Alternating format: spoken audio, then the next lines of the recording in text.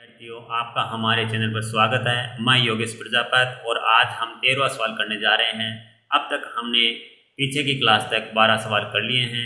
हम अध्ययन कर रहे हैं क्लास 12 प्रश्नावली 3.2 मैट्रिक्स का। विद्यार्थियों, आपका सवाल आपको स्क्रीन पर दिखाई दे रहा है, जिसमें मैट्रिक्स आपको ए दी हुई है तथा एक इकाई अवयव दिखाई दे रही है और के का मान हमें ज्ञात करना है, जहां हमें एक संबंध दिया हुआ है कि मैट्रिक्स ए का स्क्वायर बराबर 8 है प्लस के आई। विद्यार्थियों, हम सवाल को करते हैं, ध्यान से आपको देखना है। विद्यार्थियों, आपको यहां दिया है ए स्क्वायर बराबर 8 है प्लस के आई दिया है।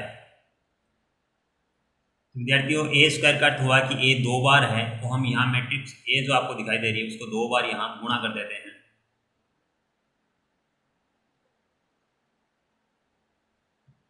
ये बराबर लगा दिया, यहाँ पर 8 लिख दिया और यहाँ आपकी मैट्रिक्स है वो ए आ जाएगी, प्लस ये के लगा दिया और ये यहाँ पर आपकी इकाई अवयव आ जाएगी। तो यहाँ पर वैल्यू पुट कर देते हैं विद्यार्थियों, 1 0 -1 7 1 0 -1 7 और यहाँ पर विद्यार्थियों 1 0 -1 और 7 और यहाँ आपकी इकाई अवयव आ गई। अब विद्यार्थियों ध्यान से देखना, अब हम इधर इनको गुणा करेंगे विद्यार्थियों। तो आपको पता है पंक्ति है वो स्तंभ से गुणा होती है, पंक्ति है वो स्तंभ से गुणा होती है। तो 1 को 1 से गुणा करने पर विद्यार्थियों आपका आ गया 1 को 1 से गुणा करने पर आ गया 1, 0 को -1 से गुणा करने पर आ गया आपका 0। अब विद्यार्थियों 1 को 0 से गुणा करो, आपका आया 0, फिर इस 0 को 7 से गुणा करो, आपका आया 0।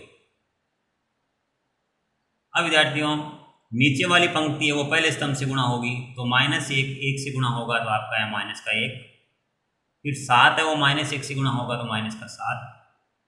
अब यही पंक्ति है वो दूसरे स्तंभ से गुणा होगी, तो -1 इससे गुणा होगा तो ये आपका आ गया 0 और 7 7 से गुणा होगा तो आपका आ गया 49।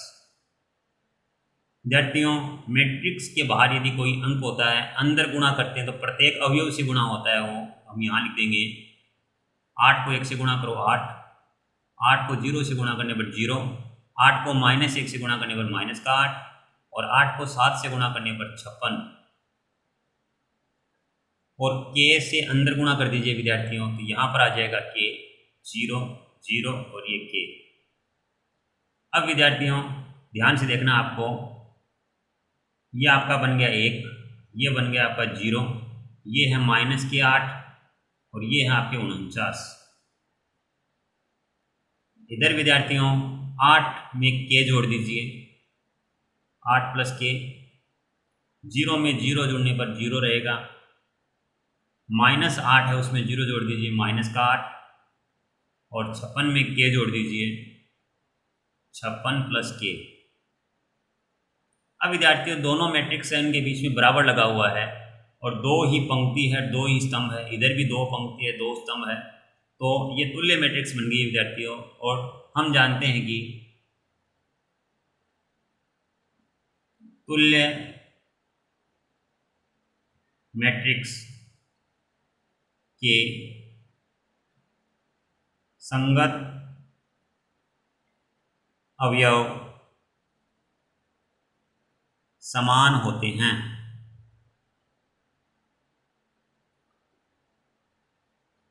तो विद्यार्थियों यहाँ हम देखेंगे कि ये आपका जो 1 है वो इसके बराबर होगा, तो हम यहाँ लिख देंगे 8 प्लस के बराबर है 1 के। तो विद्यार्थियों ये 8 इधर आके हो जाएगा माइनस का और 8 माइनस का 1 प्लस का है, तो यहाँ पर के की वैल्यू आपकी आ गई -7। ये हमारा आंसर आ गया विद्यार्थियों। अब आप इसको चेक भी कर सकते हो विद्यार्थियों, जैसे 8 और -8 ये बराबर है, यहाँ यदि -7 आता है तो 7 घटाने पर कितने बच जाते हैं 49 है, यहाँ पर भी 49 है। और यहाँ माइनस के साथ रखते हैं, ये आपका 1 बन जाता है, इधर भी 1 है। तो हमारी ये k की वैल्यू आ गई है जो हमसे पूछी गई है।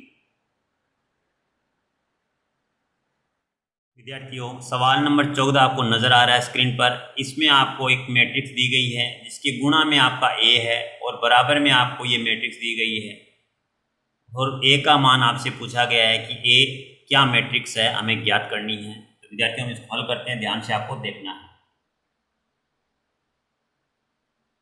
माना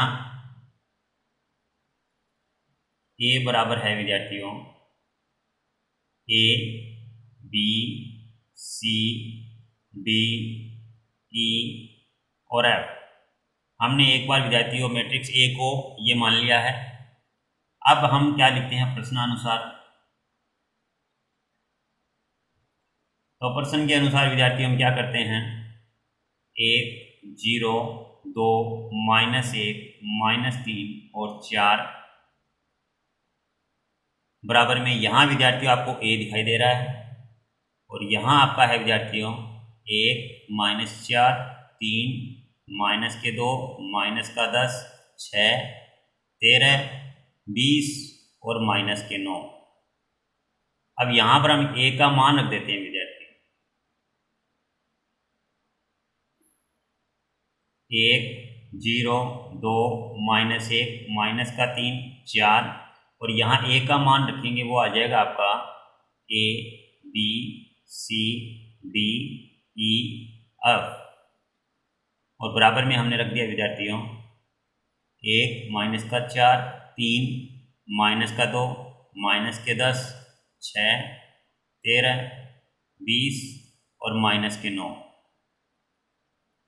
अब विद्यार्थियों हमें LHS पार्ट पे गुणा करना है। तो आपको पता है कि पंक्ति होती है वो स्तंभ से गुणा होती है, तो ये 1 है वो किससे गुणा होगा, a से होगा।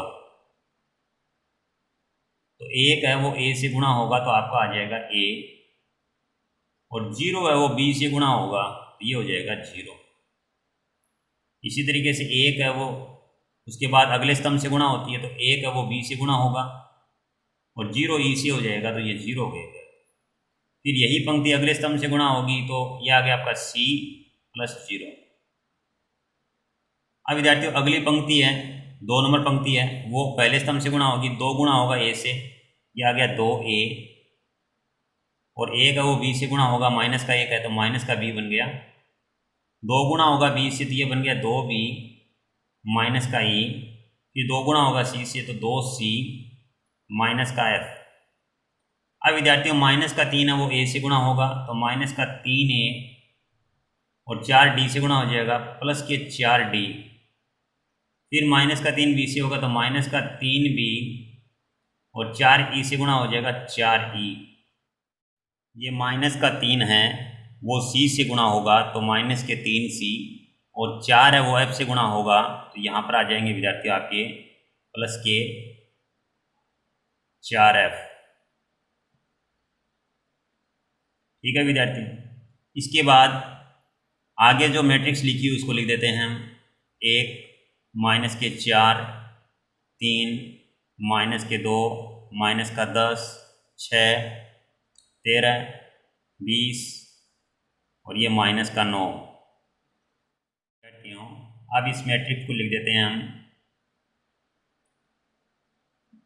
आपको दिखाई दे रहा है a + 0 क्या हो गया a, ये हो गया b, यहाँ हो गया c, यहाँ आ गया 2a - d 2b - e 2c -f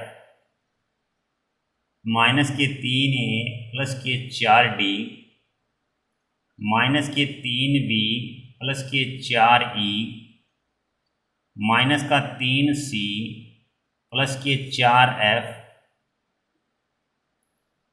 आगे मैट्रिक्स है विद्यार्थियों 1 -4 3 -2 -10 6 13 20 और -9। अब विद्यार्थियों हम क्या करेंगे, इन मैट्रिक्स की तुलना करेंगे, क्योंकि दोनों तुल्य मैट्रिक्स है। तो हम जानते हैं तुल्य मैट्रिक्स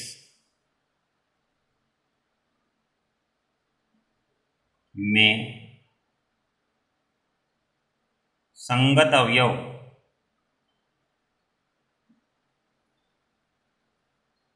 समान होते हैं।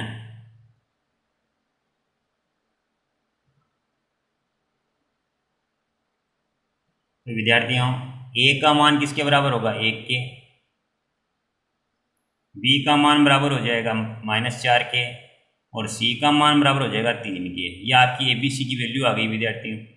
इसके बाद आपको दिखाई दे रहा है विद्यार्थियों कि ये किसके बराबर होगा? इसके। तो हम लिखेंगे 2A माइनस का D है वो बराबर हो जाएगा विद्यार्थियों -2 के, और 2B माइनस का E है वो बराबर हो जाएगा विद्यार्थियों -10 के, और 2C माइनस का F है विद्यार्थियों वो बराबर हो जाएगा 6 के।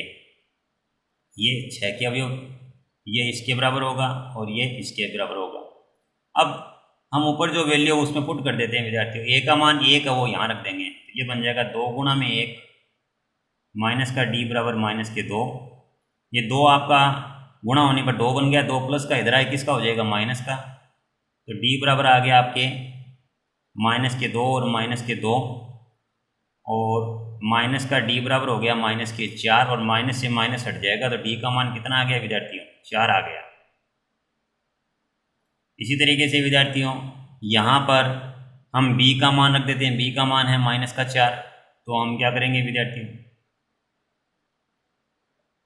B का मान रख देते हैं 2 गुणा में -4 माइनस E बराबर में क्या है? -10। 4 से गुणा करेंगे विद्यार्थियों, 4 माइनस का है तो -8 बराबर में -10।